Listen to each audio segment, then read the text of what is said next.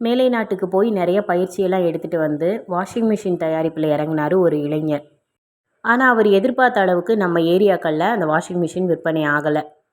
என்ன காரணம்னு கண்டுபிடிக்க தெரியாமல் சோகமாக இருந்தவர்கிட்ட அவரோட ஆஃபீஸ் பாய் வந்து, ஏன் சார் ஒரு மாதிரி இருக்கீங்க அப்படின்னு கேட்குறாரு. இவர் ஒன்றும் இல்லைன்னு சொல்லி சமாளிக்க, நம்ம பிரச்சனைக்கு தீர்வு சொல்கிற அளவுக்கு இவனுக்கு அறிவு இருக்க போகுதா என்னன்னு நினைக்கிறீங்களா அப்படின்னு கேட்டாராம். அந்த ஆஃபீஸ் பாய் அப்படி கேட்டது இவருக்கு ரொம்ப சங்கடமாக ஆகிப்போச்சு. உடனே இவரும் அவரோட பிரச்சனை என்ன அப்படின்னு சொல்கிறாரு. அதுக்கு அந்த ஆஃபீஸ் பாயோ, வெளிநாட்டு மிஷின்லாம் நமக்கு ஒத்து வருங்களா? போன வாரம் ஊட்டியிலேருந்து ஒரு ரோஜா செடி வாங்கிட்டு வந்திருந்தேன். நம்ம ஊர் வெயில தாக்கு பிடிக்க முடியாமல் அந்த செடி வாடியே போச்சு அப்படின்னு அவர் சொல்லவும் சட்டுன்னு இவருக்கு ஒரு விஷயம் புலப்படுது.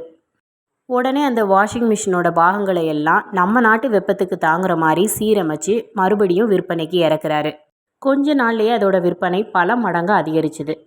நமக்கு வர ஆலோசனை, யார் சொல்கிறாங்கன்னு பார்க்காதீங்க, என்ன சொல்கிறாங்கன்னு பாருங்கள்.